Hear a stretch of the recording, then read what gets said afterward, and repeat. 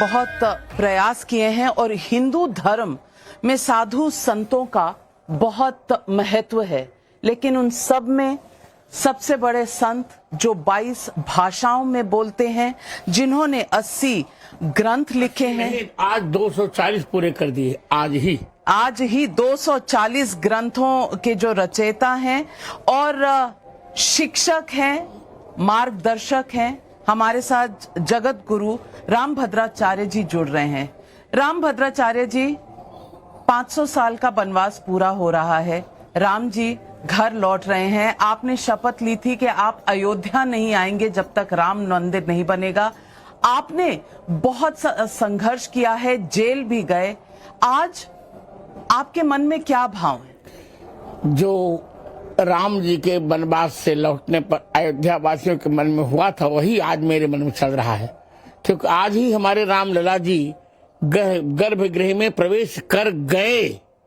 सब लोग पहले ताली बजा लीजिए। बिल्कुल।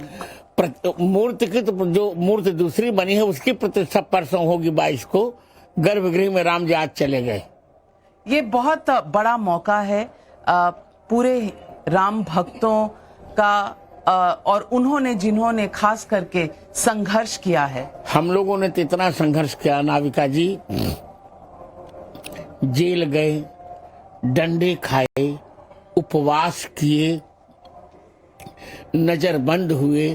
डंडे में मेरी दाहिनी कलाई की हड्डी टूटी, आज भी टूटी हुई ही है। माने पुरुष डंडे मारते समय भी मुझ पर दया नहीं बढ़ती थी। और यहां तक आपको सुनकर आश्चर्य लगेगा कि जब नरसिम्हा राव प्रधानमंत्री थे, मेरी कथा हो रही थी 95 में दिल्ली, तो उनको लगा था कि जगत गुरु जी पंडाल में रहते होंगे रात में, तो पूरे पंडाल में आग लगा दी। मेरा चांदी का सिंहासन तक जल गया। मैं दूसरी जगह था, इससे मैं तो बच गया। जहां मारने तक का प्रयास किया गया हो, सारी यातनाएं दी गई, निरर्थक मेरे पर आरोप लगाए गए, सारे आरोप भगवान ने समाप्त करवा दिए। और मैंने गवाही दी, शास्त्रीय गवाही दी, और शास्त्रीय गवाही में जज इतना मुस्लिम जज इतना प्रसन्न हुआ कि उसने कहा, sir you are divine power. तो मेरे मन पर तो जितना संघर्ष मेरी अवस्था में रहकर किसी ने नहीं किया होगा। देखने वाले संघर्ष किए, पर मेरी गांव में जाकर ईंटें पुजवाई, सब कुछ तो किया हमने। और आज रामलला प्रातः काल ही विराजमान हो गए, गर्भगृह में विराजमान हो गए।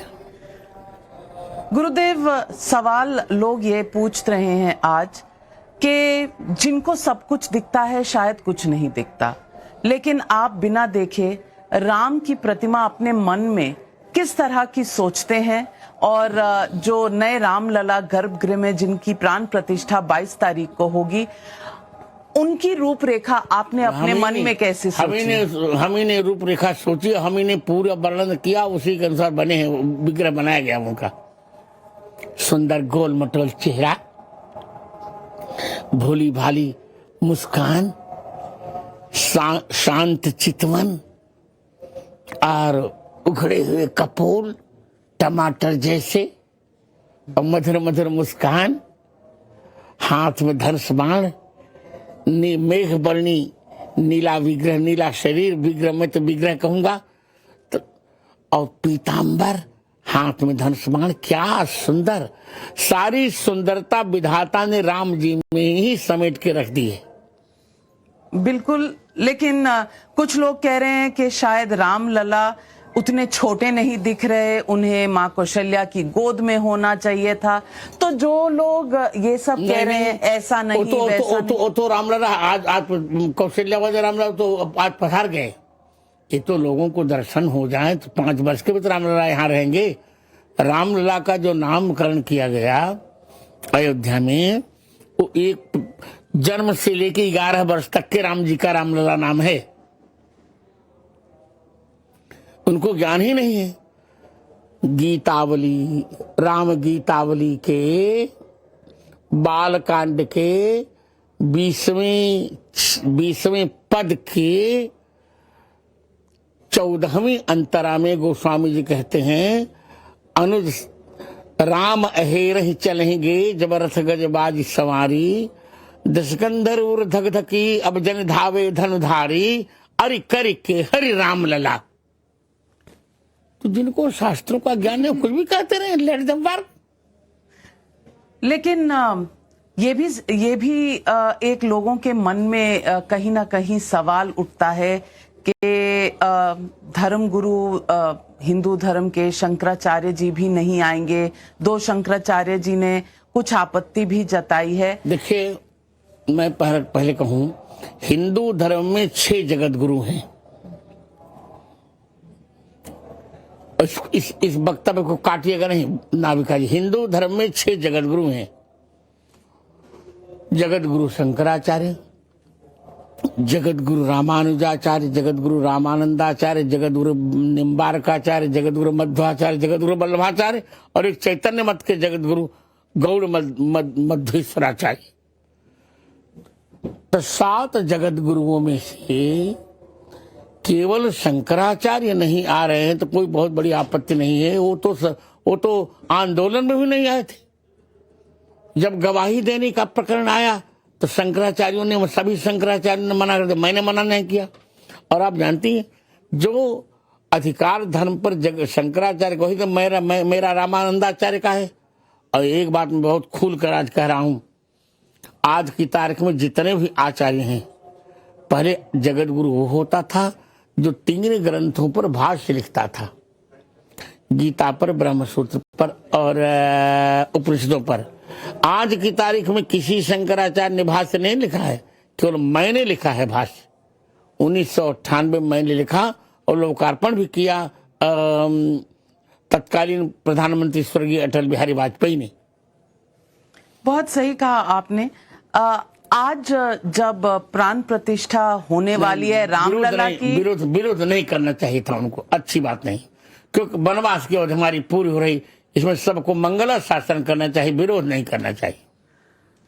आप आज मन में आपके कौन सी ऐसी चौपाई आती है जब रामलला गर्भगृह में चले गए? मेरे मन में तो वही चौपाई आ रही है,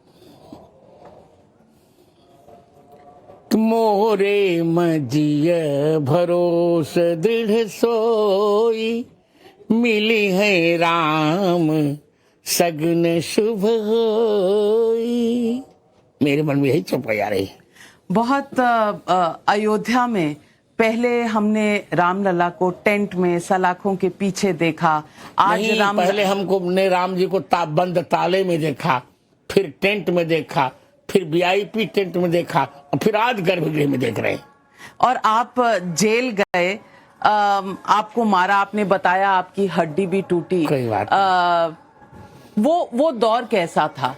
जेल में आप पर किस तरह का प्रेशर डाला? जेल पर एक कंप्रोमाइज कर ले, यहाँ तक कि भोजन तक नहीं देते थे, उनका भोजन मैं करता भी नहीं था कि मुझे संदेह था कि विष दे देंगे। तो उसमें मेरी बड़ी बहन विराजमान थी, अब तो नहीं रही, तो वहीं से भोजन आ जाता था मेरा। सारी ऐसे कमरों में बंद की कमरे में हमको रखा गया था जहां कोई सुविधा नहीं थी, शारीरिक सुविधाएं नहीं थी, पंखा तक नहीं था। गर्मी का, प्रचंड गर्मी में जेल में पंखा तक नहीं। वो तो वहां उस समय गृह मंत्री थे शिवराज पाटिल, संभव पूरा नाम एस.के. पाटिल ही कहते थे उनको। तो उन्होंने, गृह मंत्री ने कहा कि नहीं, अब जगत गुरु जी को छोड़ दिया जाए। पाटिल जी थे। हाँ, और आपके साथ कई लोग होंगे, कई बहुत लोग थे, कार्य सेवक थे। और नजरबंदी में तो मैं, अशोक सिंघल दोनों थे। अशोक सिंघल की तबीयत भी खराब थी, फिर भी उनको नजरबंद किया गया, मुझको नजरबंद किया गया। आपस में कोई बातचीत होती थी उस जमाने में? कुछ ऐसा लगता था कि कभी राम मंदिर बनेगा? हम लोग बात करते थे, अशोक जी बात करते। आज अशोक जी को मैं बहुत मिस कर रहा हूँ। आज मैं बहुत भावुक हूँ अशोक जी को देखकर। आज वो होते तो कितना अच्छा होता, पर कोई बात नहीं, भगवान की इच्छा। 2 लाख हिंदुओं के बलिदान को आज मैं स्मरण कर रहा हूँ और अपनी आंखों की आंसू से उनको मैं श्रद्धांजलि दे रहा हूँ। लेकिन लोग कहते हैं कि शायद हमारे धर्मनिरपेक्ष संविधान में मुझे बाकी धर्मों की चिंता नहीं मुझे होगी। मुझे मुझे यह सुनने में भी आश्चर्य लग रहा है, ये लोग पढ़ते ही नहीं। सेकुलर, पहली बात तो सेकुलरिज्म जो हमारे पर थोपा गया, सेकुलरिज्म थोपा गया, उस समय इमरजेंसी लगी थी, कोई विपक्ष नहीं था। इंदिरा ने 24 दिसंबर 1976 में रात में से थोपा था। और दूसरी बात, सेकुलरिज्म शब्द का अर्थ लोग जानते ही नहीं। ऑक्सफोर्ड यूनिवर्सिटी ऑक्सफोर्ड डिक्शनरी देखी जाए, सेकुलरिज्म का अर्थ पंथ निरपेक्ष। तो हम पंथ निरपेक्ष हैं, धर्म निरपेक्ष थोड़ी कहा जा रहा है। धर्म का अर्थ है कर्तव्य, और रामो विग्रहवान धर्म, राम जी जो है विग्रहवान कर्तव्य ही हैं। कुछ लोग ये भी कहते हैं, कांग्रेस में जो राहुल गांधी के गुरु माने जाते हैं सैम पिट्रोडा जी, वो कहते हैं जब यहाँ पर आ जाएगा राम मंदिर तो ये देश हिंदू राष्ट्र हो जाएगा। डर लगता है हमें। हो जाएगी, कौन जब पाकिस्तान मुस्लिम राष्ट्र हो सकता था, ये देश ये हिंदू हो जाएगा, कौन गड़बड़ होगा। और बहुत से महानुभावों को निमंत्रण गया। सारे जो राजनीतिक दल हैं उनका ये कहना है कि हम नहीं आएंगे क्योंकि एक पार्टी विशेष का कार्यक्रम है, आरएसएस का है। ये पार्टी विशेष का कार्यक्रम नहीं है, ये सनातन धर्मियों का कार्यक्रम है। उन्हें भ्रम है, हठधर्मिता है, शरारत है। आपको लगता है इससे राजनीति का कोई लेना देना है? मेरा कोई राजनीति का लेना देना नहीं, रामनीति का लेना देना है। राम नीति का लेना देना है, लेकिन लोगों को इससे भी दिक्कत है कि प्रधानमंत्री नरेंद्र मोदी गर्भगृह में जाएंगे, प्राण प्रतिष्ठा करवाएंगे। कौन गलती करेंगे? इतना शुद्ध नेता कौन है? सब तो मांसाहार भिन्न भिन्न करते, वो शाकाहार करते हैं। मेरे बड़ी निकटतम मित्र है ना, he is my friend and he is very very nearest to me. कौन गलती कर रहे हैं? शाकाहार करते हैं, और जब से अनुष्ठान चला 11 दिन केवल दूध ले रहे हो, उतना संयत कोई है क्या? प्रधानमंत्री आप कह रहे हैं आपके दोस्त हैं, बहुत अच्छे मित्र हैं। आपकी क्या बात होती है उनके साथ? मेरी राष्ट्र के बारे में बात होती है दोनों की। यहाँ तक कि मेरी 3 पुस्तकों का लोकार्पण करने के लिए 27 अक्टूबर को कोई कार्यक्रम न करते हुए सारे कार्यक्रमों को छोड़कर चित्रकूट मेरे पास आए थे। मैंने कहा था कि मैं यहीं आऊँ, कहना नहीं, आई विल कम, मैं आऊंगा। तो मेरी पुस्तक है अष्टाध्यायी पर, पाणिनीय अष्टाध्यायी पर, जो 10,000 पेजों में है, उसका भी उन्होंने लोकार्पण किया। तो मेरी उनकी 1988 से मित्रता है, जब आडवाणी जी की रथ यात्रा चली थी तब से। तो उनकी आस्था राम के प्रति है या लोगों की तरह जिस तरह से सवाल उठाए जाते हैं राजनीति के प्रति? नहीं, उनकी पूर्ण आस्था राम जी के प्रति है। तभी मेरी मित्रता ही न होती, नहीं तो मेरी पढ़ने में पढ़ती कैसी। आप अयोध्या में हैं, अयोध्या में हनुमानगढ़ी पहले जाया जाता है, हनुमान राम के सेवक थे, इसीलिए हमने हनुमान महायज्ञ प्रारंभ किया यहाँ। 1008 कुंडी हनुमान महायज्ञ मेरा यहाँ हो रहा है। पहली बार त्रेता के पश्चात पहली बार ऐसा जगह है जहाँ कोई कामना नहीं, एक ही कामना है कि पाकिस्तान द्वारा अधिकृत कश्मीर हमें मिल जाए। तो आपने ये भगवान से मांगा है, ये संकल्प किया है? इसी संकल्प से यज्ञ मेरा चल रहा है कि पीओके आप भारत के पास हमको मिल जाए।